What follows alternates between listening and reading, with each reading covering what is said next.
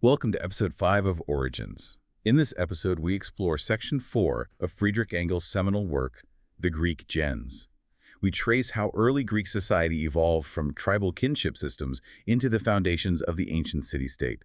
So we're diving deep today, looking at Engels, but also bringing in insights from people like Grote, Marx, Morgan. The goal is to really get a handle on how early Greek society worked before you get to Athens and Sparta, as we usually think of them. We're focusing on this core unit called the gens. Exactly. And it's so important to get this gens concept right because, well, it's not just a family like we picture today. It's really a unique social and even political unit based on shared descent. A different kind of building block. Completely. And understanding it helps us see this massive shift, this transition from older tribal ways towards what eventually becomes the state. And why should you, listening now, care about ancient kinship? Well, because tracing this evolution, it really shows us how societies change fundamentally, how things like power, property, how they shift hands, and what drives those huge transitions like the invention of the state itself. These themes, social organization, inequality, power, they're still incredibly relevant. Okay, so let's lay out the basic structure described in these sources. The Greeks, like the Pelasgians and others mentioned, they had this layered organization, similar in some ways to the Iroquois system we've touched on before. Right. You start with the gens, that's the core unit. Then you have several gentes grouped into a phratry. Several phratries make up a tribe, and sometimes tribes would band together in a confederacy. And the sources seem pretty clear. While maybe not every Greek group had phratries all the time, the gens itself, that was always the foundation. Absolutely. But here's a key point Engels and others make. The Greek gens, especially by the time we get to the sort of heroic age, that period right before classical civilization kicks off, it's already changed from those older, more archaic forms like the Iroquois gens. How so? Well, for one, traces of what they term group marriage are apparently fading. But the really big one, mother right, has given way to father right. Okay, pause there. Mother right, father right. Can you just quickly define those terms as used in these texts? Sure. So in this framework, mother right means descent, inheritance, belonging. It's all traced exclusively through the female line, from mother to daughter, essentially. Got it. Father right is the opposite. Everything passes through the male line, father to son. And this switch, it's monumental. It completely changes how property works in that society. Okay.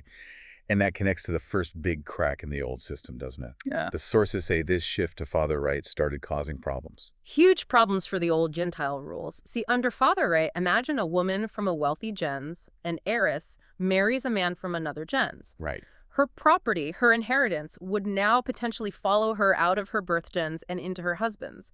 And that just completely violated the fundamental principle of the gens, which was all about keeping property within the kinship group. So the wealth can just walk out the door, basically. Exactly. So to plug this hole, to keep the wealth consolidated within the gens under this new father right pressure, a new rule pops up.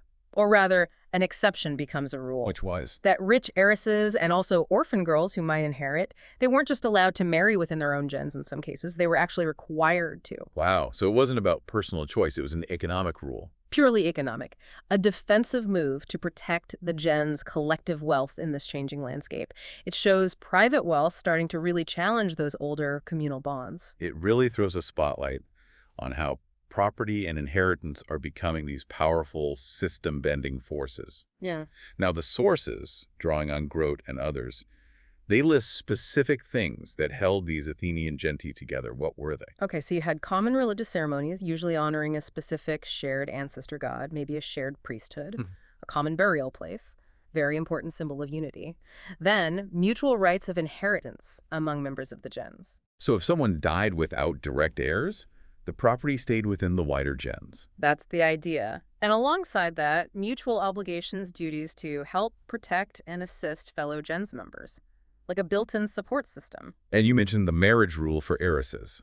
Yes, that's listed as one of these key binding customs. And sometimes they even held property in common land, perhaps managed by elected officials, an archon, and a treasurer for the gens. Marx apparently adds a few more characteristics, pointing out some, what he calls savage remnants, using the language of that time's evolutionary stages. Right. He emphasizes descent being strictly male line by this point, and critically, the general prohibition of marriage within the gens. Wait, prohibition. But you just said heiresses had to marry within. Exactly. That required marriage for heiresses was the exception that actually proves the general rule against marrying inside the gens. It was a patch put on the system because of the property issue. Ah, I see. The default was marry out, unless you were an heiress. Correct. And this is backed up by things like women joining their husbands' religious rites upon marriage, effectively changing their gentile affiliation in that respect. And, later writers just assumed marriage outside the gens was the standard. What else did Marx point out? The right of adoption was there too, bringing outsiders into the gens. But it seems it wasn't super common, required public formalities usually handled through family connections, and crucially, the right of members to elect and also depose their leaders, their chieftains or archons. Elect and depose. That sounds quite democratic. It does. The sources stress that leadership wasn't strictly hereditary in one family, especially earlier on. Initially, rich or poor, all gens members supposedly had an equal say in choosing leaders. Now, this whole structure, this gens, Yeah. it apparently really confused earlier historians. Figures like Grote, Niebuhr, Mommsen. Yes, a major point in Engels and Marx. They argue these historians got stuck because they started from the wrong assumption. They assumed the gens was just, a collection of families. Like families were the building blocks of the gens. Exactly. Which, according to Engels and Marx, is fundamentally wrong for understanding the Gentile constitution. The family, as in husband, wife, kids, could never be the organizational unit. Cannot. Because remember the rule, you generally had to marry outside your own gens. So any given married couple, husband and wife, automatically belonged to two different gentes. Oh, so the family unit itself was inherently split across two different organizational lines. Precisely. The family wasn't contained within a single gens. The individual was part of a gens, the gens part of a phratry, the phratry part of a tribe. But the family unit, organizationally speaking, was divided. That really turns our modern assumptions upside down, the idea of the nuclear family being the eternal core unit. Yeah, the sources call that view an absurd assumption that came later. Just doesn't map onto how this earlier Gentile society seems to have functioned. And what about the names? Gentes had names, often from some supposed ancestor. Right. They did. And the sources kind of push back against dismissing these ancestors as just myths. The argument is that these kinship systems actually did preserve a real memory of common descent, even if it was distant. The name wasn't just a story. It was evidence of that shared ancestry. Okay, so that's the gens, the basic unit. But they weren't alone. Multiple gentes formed a phratry. What was that about? Think of the phratry as a brotherhood of gentes, literally brother gentes. Sometimes they saw themselves as stemming from an older mother gens that had split into daughter gentes. They might trace that connection back to a common ancestor many generations ago. And did the phratry have specific functions? Oh, yes. Homer mentions it as a military unit. There's that famous advice from Nestor to Agamemnon, arrange your troops by tribes and phratries. So phratry supports phratry, tribe supports tribe. Makes sense, right? Fight alongside your kin. Yeah, that's practical. The phratry also had a judicial role, particularly concerning blood guilt.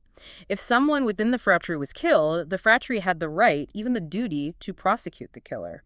This likely evolved from earlier traditions of direct blood revenge. So it handled internal justice to some extent. It seems so.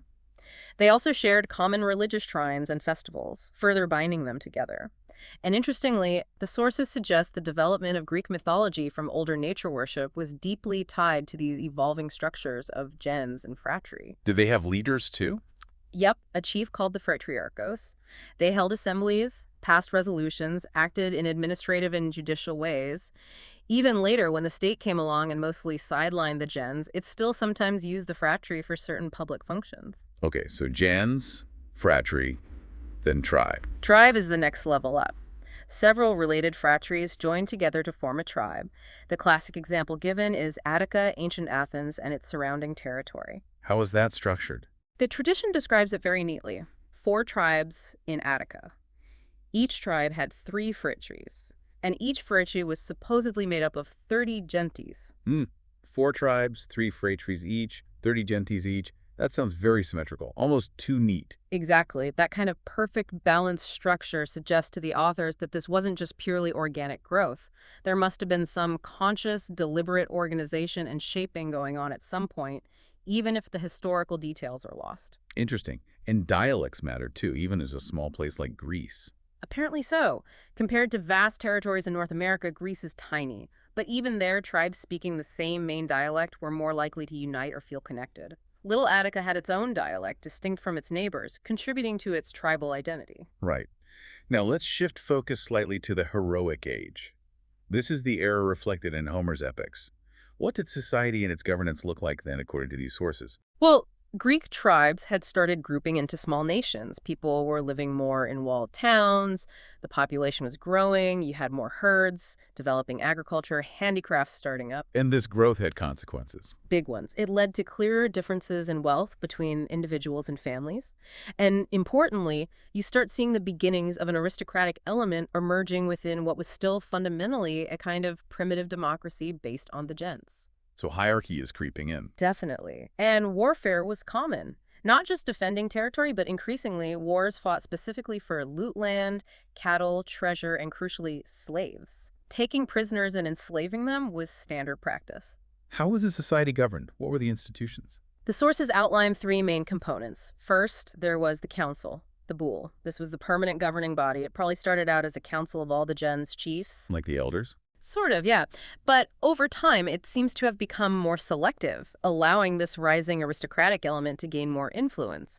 One source even describes the heroic council as made up of the best men, the nobles. And what did the council do? It seems to have held the ultimate decision-making power on really important matters.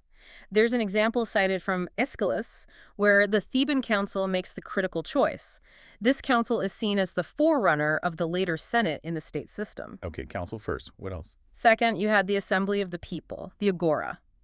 This likely grew out of the older custom, maybe like the Iroquois, where people would just gather around the council while it met. So more informal initially. Probably. But by Homeric times, it's become a more formal, regular assembly, convened by the council when major issues needed discussion. Think of the early Germanic assemblies, the thing. And who participated? Here's the key thing. Basically, every free adult man had the right not just to attend, but to speak. Decisions were made collectively, usually by a show of hands or shouting acclamation. So quite participatory. Did it have real power? According to the analysis here, absolutely. The assembly's decision was considered supreme and final. And crucially, Schumann is mentioned here. There's no evidence that people could be forced to do something like go to war if the assembly didn't agree. Why not? Because at this stage, every free man was also a warrior. There wasn't a separate army or police force standing apart from the people that could compel them. No separate public power. This is what the sources mean by primitive democracy in its full strength. Okay, council, assembly, and the third element. The third is the basileus. Now, this word is often translated as king, but the sources argue strongly that this is really misleading. How so? It sounds like king. It does, but Marx and Morgan really push back against seeing the basileus through the lens of later European monarchy.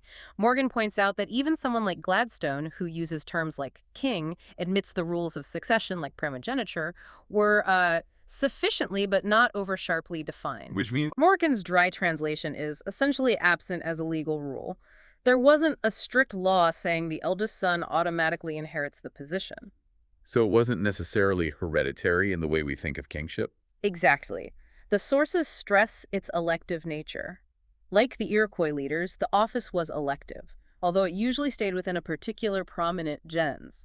So it was hereditary to the gens, but not automatically passed from father to son without some form of popular confirmation or election. So the son might often get chosen, maybe because he was prominent or capable, but it wasn't a guaranteed right.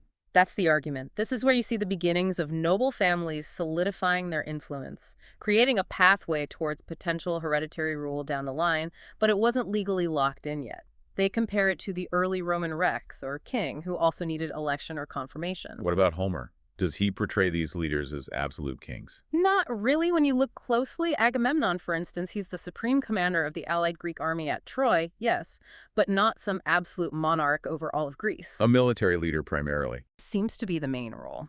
Odysseus gives a speech arguing for one commander, but the context is about obedience in wartime, not a call for monarchy in general. And when Achilles argues about dividing war spoils, he says the decision rests with the sons of the Achaeans, the assembled warriors, the people not with Agamemnon alone. That's telling. Even titles like divine or godlike were applied pretty broadly in Homer, not just to the top leader.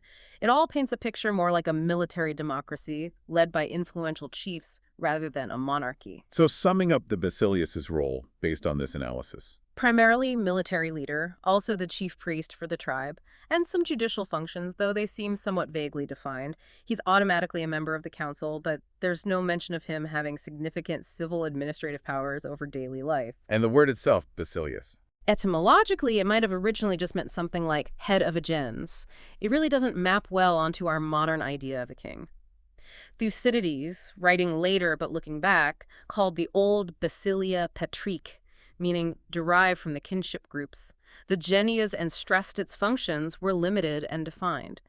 Aristotle also described it as leadership over free men, not the kind of governmental power seen later. Okay, so putting it all together, the heroic age seems like this pivotal time. The old gentile system, based on kinship, is still there. It's still dominant in many ways. But the seeds of its own destruction are clearly visible and sprouting. These sources really emphasize the internal contradictions that were tearing it apart. Like what specifically? Well, that shift to father right we talked about, combined with property increasingly being held and passed down within individual families. This allowed wealth to start concentrating in certain family lines, giving those families more power against the collective power of the gens. Right, the inequality factor. Exactly. And that growing inequality in wealth directly fueled the rise of this hereditary nobility, these aristocratic families, and the first real hints of what could become monarchy, with the basileus potentially becoming more powerful. And slavery. Slavery was expanding. It wasn't just about prisoners from other tribes anymore. The potential for debt slavery or enslaving fellow Greeks was emerging. And war itself was changing, less about tribal defense, more about systematic raiding and pillage specifically to grab wealth, cattle, slaves, treasure. So a fundamental shift in values. It seems so. Riches, private wealth were becoming the ultimate goal, the most respected thing. And the old gentile structures, the traditions, were being twisted and misused to justify this relentless pursuit and seizure of wealth. The whole system was under immense strain. The sources then pinpoint something specific that was wanting, something missing. Yes. The argument is that with all this new private wealth accumulating and the old communal rules breaking down, society needed something new. An institution was required. Required for what? First, to secure these new private riches against the older, lingering communistic traditions of the gens. To basically protect private property. Make it sacred, almost. Exactly. To declare that protecting private property was now the highest aim of society. Second, this institution needed to legitimize the new, often quite aggressive ways people were acquiring this wealth. Okay. Secure property, legitimize acquisition. What else? And crucially, it needed to solidify and make permanent the growing division of society into classes. You had the haves and the have-nots emerging, the possessors and the non-possessors. The new institution had to secure the right of the possessing class to exploit the non-possessing class and establish the rule of the possessing class over the non-possessing class. A mechanism for managing class conflict, essentially. Or rather, for ensuring one side won. To Yes. perpetuate that division and the dominance of the wealthy. And according to these sources, that necessary institution. It arrived, as Engels puts it quite dramatically, and this institution came. The state was invented. Wow, that's quite a powerful statement. So just to recap the journey these sources trace, we started with the ancient gems, this kinship foundation, looked at its rules, its internal logic, and its limits. Then we saw how father, right, and private wealth began to create these deep tensions. We examined the heroic age's governing bodies, the council, the assembly, the basileus, and saw how they reflected this society in transition, grappling with growing inequality and the concentration of power. Yeah, a system showing clear signs of instability. Leading finally to this argument that the whole Gentile order was basically disintegrating under these pressures. And it's compelling how the sources weave this narrative. The breakdown of that older, kinship-based, relatively more egalitarian system, driven primarily by the accumulation of private property and the resulting class divisions, didn't just happen in a vacuum. It created, in their view, an urgent need for a completely new kind of power structure. A structure specifically designed, as they argue, to protect those new economic realities and the hierarchies they created. That's the core of their argument about the origin of the state in this context. So taking that stark conclusion from the sources, the idea that the state was essentially invented to safeguard private property and uphold class rule, it really leaves us, and you listening, with a significant question to ponder. If this analysis of ancient Greece holds weight, suggesting that fundamental economic shifts and the resulting social divisions were the key drivers behind the creation of the state. Does that offer any insights for understanding the relationship between economic change and political power throughout history? Maybe even how power structures form and function in our world today. Definitely something to think about.